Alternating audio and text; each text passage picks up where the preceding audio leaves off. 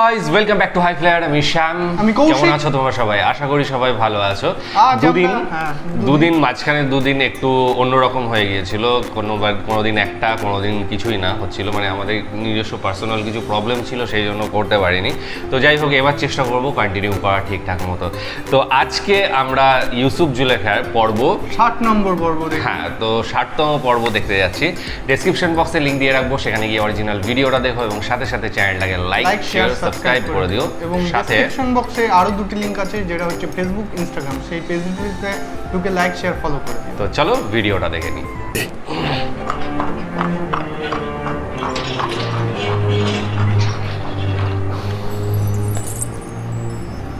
মরহুম আমেন হতেবের সময় থেকে আপনারা প্রমাণ করে দিয়েছেন যে নিজেদের মাকসাদে পৌঁছাতে আপনারা যে কোনো কাজ করতে পারেন। আমি আপনাদের কাছে আমার বার্তাবাহক পাঠিয়েছিলাম এই ভেবে যে আপনারা স্বেচ্ছাচারিতা ত্যাগ করবেন।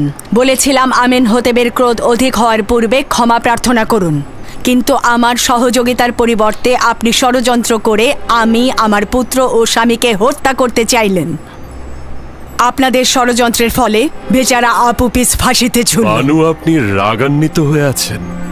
হাকিকত মূল হলো এটাই যে আমুন খোদাকে নিয়ে তুচ্ছ তাচ্ছিলের কারণে আপুপিস নিজেই বাচ্চাকে হত্যা করতে চেয়েছে। যাই বলুন না কেন, সিদ্ধান্ত দেওয়ার মালিক আমার পুত্র আমেন হতেব।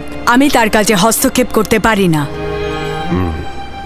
এখন আমার সমস্যা ভিন্ন জায়গায়।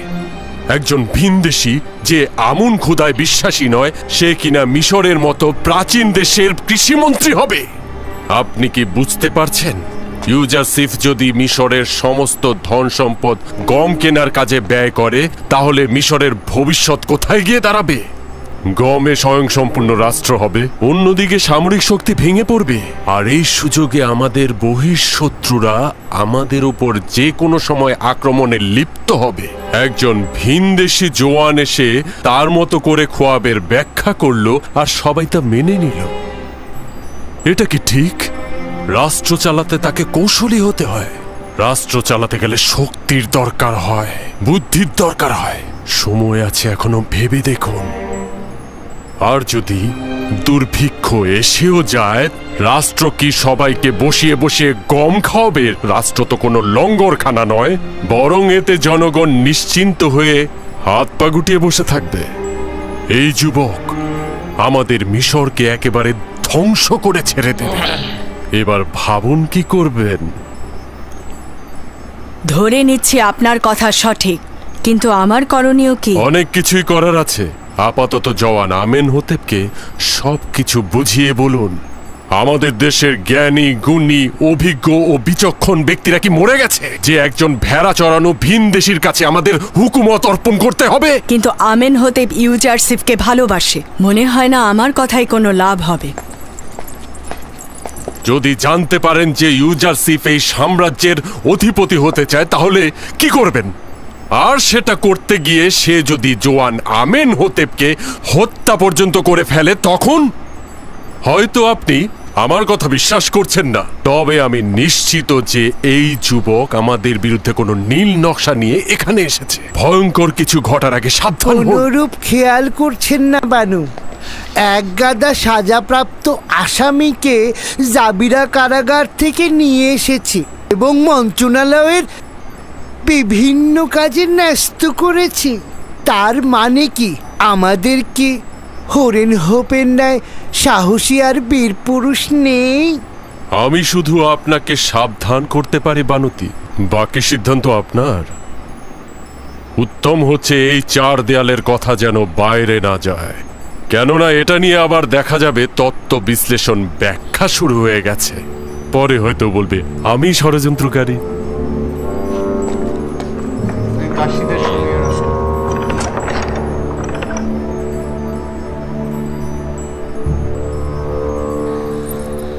জানি না কে ইবাদতকারী আর কে শয়তান। যাই আমার পুত্রের সঙ্গে কথা বলে দেখি। যাই হোক না কেন, একজন ভিনদেশীকে মিশরের উচ্চ পদে আমি দেখতে চাই না।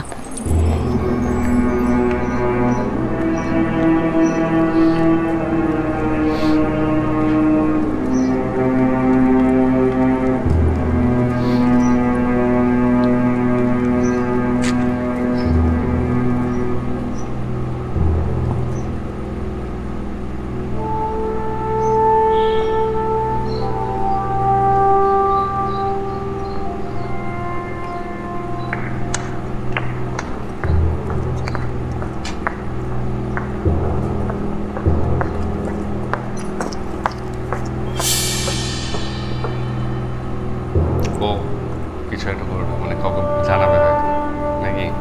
হতে পারে ইরানুস, ওই ইরানুস।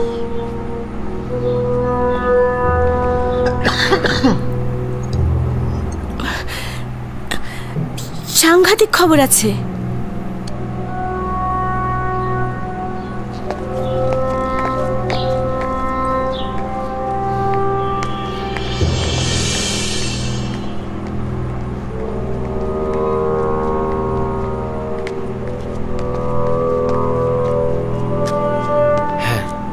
বলো কি হয়েছে? জনাব অজ্ঞামোহর বানতির সাথে দেখা করে গেছেন। তিনি বানতিকে বলেছেন ইউজারসিফ কোনো নীল নকশা কার্যকর করতে এখানে এসেছেন। ক্ষমতার লোভে ইউজারসিফ নাকি জোয়ান আমেনহোতেবকে হত্যা করবেন। তুমি একদম নিশ্চিত থাকো, আমি ইউজারসিফকে এই কথা বলবো। মনে হলো বানতিও তা বিশ্বাস করেছেন, আর অজ্ঞামোহর আমাকে নিষেধ করেছেন আমি যেন কাউকে না বলি। বানুতির দিকে লক্ষ্য রেখো। ঠিক আছে, এখন তুমি চলে যাও। কেউ দেখে ফেলার আগে তোমার এখান থেকে চলে যাওয়া উচিত।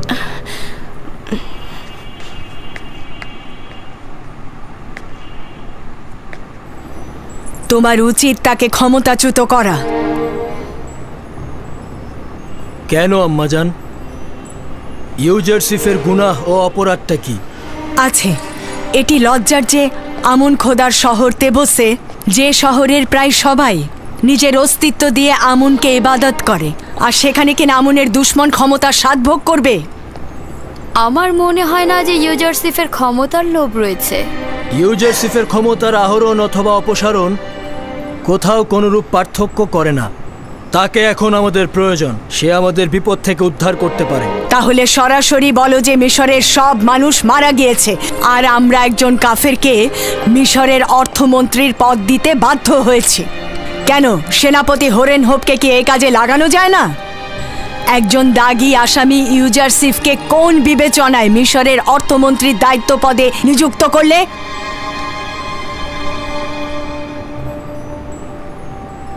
আমি হরেনহোপকে ভালোবাসি এবং তার সামর্থ্য সম্পর্কে অবগত, কিন্তু সবাইকে সব কাজের জন্য তৈরি করা হয়নি। এছাড়াও জাভিরা কারাগারে আসামিরা ইউজারসিফের কারণেই সংশোধিত হয়েছে। দাগী আসামি সব সহজ কথা নয়। এই কারাবন্দীরা নিজেদের ভুলের জন্য অনুশোচনাগ্রস্ত এবং এখন ওরা যোগ্যতা সম্পন্ন কর্মকর্তা। আমি তোমার আব্বাজানের সময়কাল দেখেছি এবং মিশরের হুকুমতের শুরু থেকেই ছিলাম। আমি যা কিছু বলছি তোমার ও মিশরের কল্যাণের জন্যই বলছি। আব্বাই মানা করে গেছেন। ইউজারসিফ তোমার সরলতা ও বিশ্বাসের সুযোগ নিচ্ছে। 7 বছর ধরে গম ক্রয় করার অর্থ কি তুমি বুঝতে পারছো না? এতে মিশরের রাষ্ট্রীয় কোষাগার শূন্য হয়ে যাবে। এতে করে আমাদের সামরিক শক্তি হ্রাস পাবে এবং বহিঃশত্রুর আক্রমণ বৃদ্ধি পাবে। কৃষকদের মাঝে যদি রাষ্ট্রীয় জমি বিতরণ করা হয়, তাহলে তোমার ভবিষ্যৎ কোথায় গিয়ে ঠেকবে বুঝতে পারছো না? আপনার চিন্তা সঠিক। যদি ইউজারসিফ আমার উপস্থাপিত বিষয়বলির সঠিক উত্তর দিতে অক্ষম হয়, তাহলে অবশ্যই পদচ্যুত হবে। তাকে কোনরূপ ছাড় দেয়া হবে না। আমি আপনাকে কথা দিচ্ছি। আমি আমার কথাগুলো বললাম, বাকিটা তোমার বিবেচনা। এমনও সম্ভাবনা আছে যে ক্ষমতার লোভে পড়ে সে তোমাকে হত্যা পর্যন্ত করতে পারে। এইটা আবার কে ভবিষ্যৎবাণী করলো? এটা শুধু আমার কথা নয়, ইবাদতখানার খাদেমরাও এ শঙ্কাই করছেন। যাক, সত্যিটাই বললো। যে বুঝতে আমরা এটাই আইডিয়া করেছিল। এদের আসলেই কোনো মান সম্মান বোধ নেই।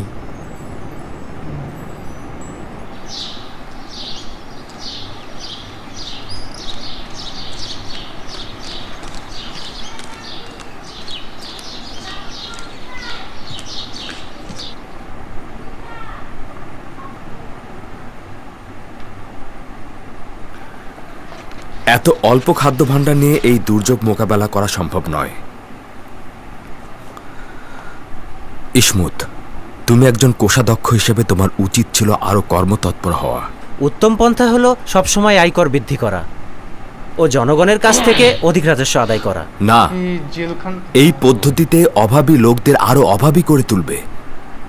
যদি কেউ অগ্রিম আয়কর প্রদান করতে না পারে তাহলে কি হবে? ধারণা করছি ভরণ পোষণ ও খরচের জন্য আরো উত্তম পথ খোলা রয়েছে। দরুদ আলী জনাব ইউজারশিপ। খোদাবন্দের দরুদ তোমার উপরে।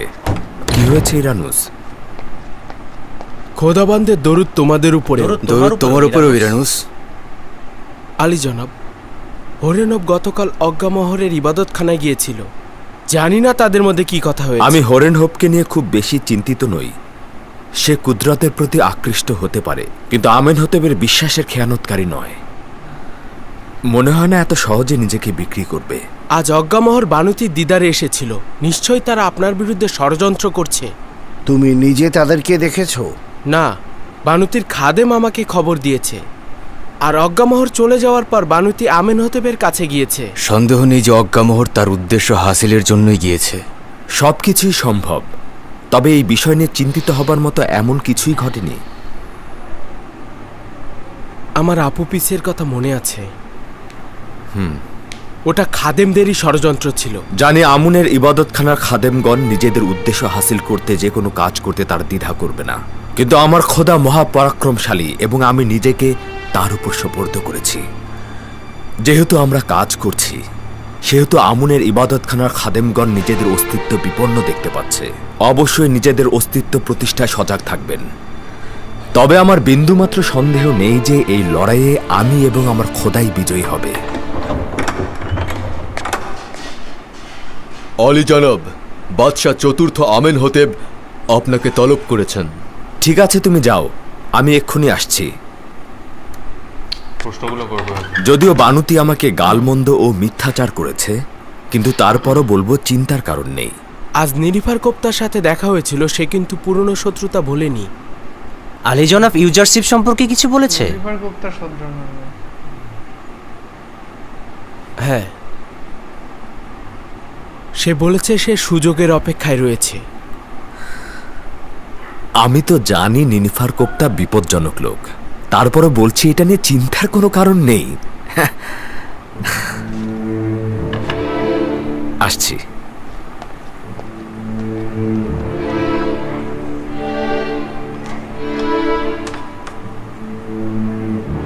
আলী জনাব ইউজারশিপ প্রবেশের অনুমতি চাইছে।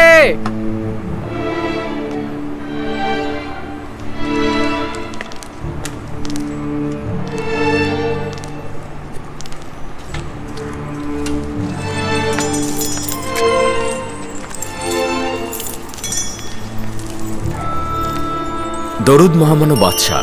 দরুদ বানু। দরুদ হাকিম ইউজারশিফ। খোশ আমদেদ ইউজারশিফ। কাজে এতটাই মশগুল হয়েছো যে আমাকেই ভুলে গেছো? আমার আজিফা আঞ্জাম দিতে মাশগুল ছিলাম। দুধ বলল আপনি তলব করেছেন, খেদমতে হাজির হলাম।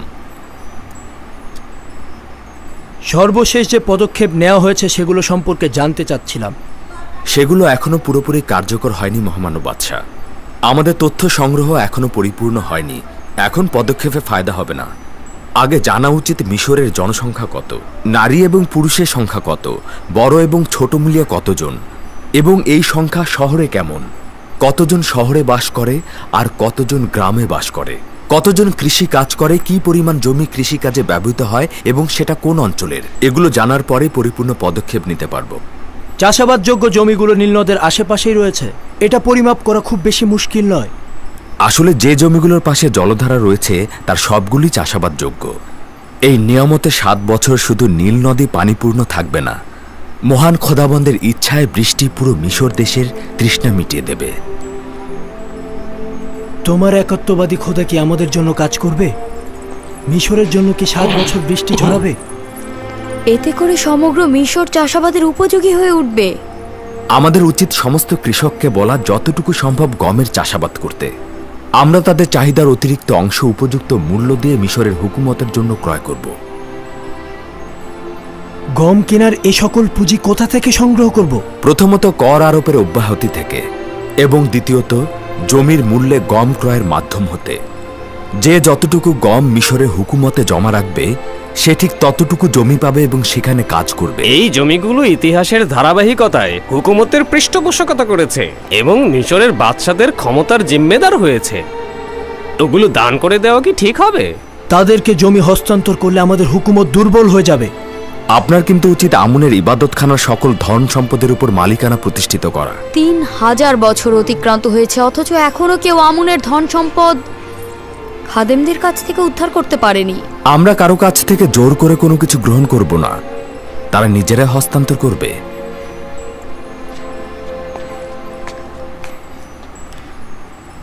আমি এখনো আমার জবাব পেলাম না।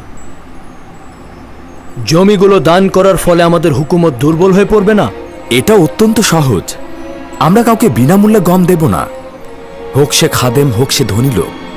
বিনিময় হয় মুদ্রা নতুবা স্বর্ণালঙ্কার অথবা অন্য কোনো সম্পদ লিখে দেবে। এভাবে ক্রমান্বয়ে যা আমরা নিজেদের কৃষককে দান করব সেটা আবার আমাদের মালিকানাতে ফিরে আসবে। যদি ধনী ব্যক্তিরা ও খাদেমগণ নিজেদের গম গুদামজাত করে, তাহলে তো রাষ্ট্রীয় কোষাগারে গম জমা পড়বে না। আপনাদেরকে আশ্বস্ত করছি যে মিশরের হুকুমত ছাড়া কেউ গম গুদামজাতকরণের দুঃসাহস দেখাতে পারবে না। আচ্ছা, ভরণ পোষণ যোগানোর জন্য কি অন্য পন্থার দরকার নেই? কেন নেই? আছে। আপনি অনুমতি দিলে প্রথম ফুরসাতেই আমি জনগণের কাছ থেকে সাহায্য পেতে চাই। আপনি কি নিশ্চিত যে জনগণের কাছে সাহায্য চাইলে তারা সহযোগিতা করবে? আমি আশাবাদী ওরা আমাকে সাহায্য করবে। একটা খবর পেয়েছি, ইবাদতখানার সর্বশ্রেষ্ঠ খোয়াব ব্যাখ্যাকারীর মরাদেহ নীল নদ থেকে উদ্ধার হয়েছে। তার মানে ডুবে মারা গেছে? না, আমার ধারণা তাকে ডুবিয়ে মারা হয়েছে। তার মানে খাদেমগণ তাকে হত্যা করেছে? আলী জনাব, আমার ধারণা হচ্ছে যে ইউজারসিফের খোয়াবের ব্যাখ্যা অনুমোদন করার কারণেই খাদেমরা তাকে শাস্তি দিয়েছে। আমার তা মনে হয় না, তবে হত্যাকারী কে সেটা আমি অনুমান করতে পারছি। খাদেমরা নয়, তাকে হত্যা করতে লোক ভাড়া করা হয়েছে। তাদের স্বেচ্ছাচারিত পাপাচারের মাত্রা ছাড়িয়ে যাচ্ছে। তাদের ব্যাপারে একটু ভাবা উচিত।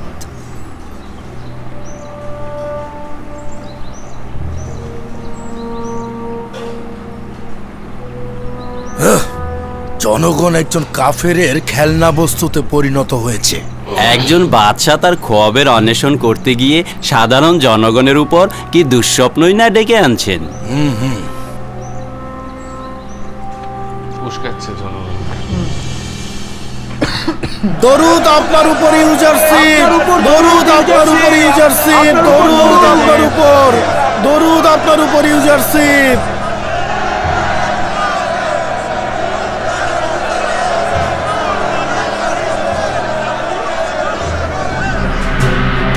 আচ্ছা, মাঝখানে দুদিন গ্যাপ গিয়েছিল, সেই জন্য আজকে দেখে আরেকটু ভালো লাগলো ব্যাপারটা, যে এইভাবে এসেছিল সেটা আমরা মাঝখানে দুদিন একদমই স্টপ হয়ে গিয়েছিলাম। তো আজকে যেটা দেখলাম সেটা হচ্ছে যে বানুতি এবং প্রথমে হরিনবের কাছে হরিনবকে ডেকে পাঠিয়েছিল মিশরের কি বলে আমনের যারা পূজারীরা, ঠিক আছে, এবং পরে বানুতির কাছে নিজে গিয়েছিল এবং উস্কানিমূলক কিছু কথাবার্তা বলেছিল এবং আগে থেকেই বানুতি একটু আমন খোদার অনুগামী ছিল। একটু না, পুরোটাই আমন খোদার অনুগামী। এবং বিপরীতে চতুর্থ আমেন এবং তার পিতা তৃতীয় আমেন দুজনেই কিন্তু লিবারাল, অনেকটাই লিবারাল, এবং তারা কিন্তু পছন্দ করে না যে আমনের খোদাকে। তৃতীয় আমেন হতে মারা যাওয়ার সময় বলেও গেছিল যে তার মাকে শ্রদ্ধা করো, কিন্তু তার কথাগুলো শুনো না, ঠিক আছে, তুমি তোমার মতো করে শাসন পরিচালনা করবে। এবং সেটা কি যেন রানী, না রানী বানুতি কিন্তু নিজেও জানেন যে তার কথা কিন্তু পুত্র শুনবে না, যদিও সে চেষ্টা করলো যে চতুর্থ আমেনহোতাবকে বোঝানোর যে কি কি প্রশ্ন রাখতে পারে সে তার, এবং যথাযথ উত্তরই পেয়েছে ইউজারশিপের কাছ থেকে। এবং ইউজারশিপ নিজেও মানে জানতো যে আমনরা তার ব্যাপারে কি ষড়যন্ত্র করছে না করছে। তার সাথে যে এজেন্ট ঠিক করা হয়েছিল, ওর নাম কি, যে মারলো আর কি ইয়েকে, যে প্রধান ব্যাখ্যাকারীকে,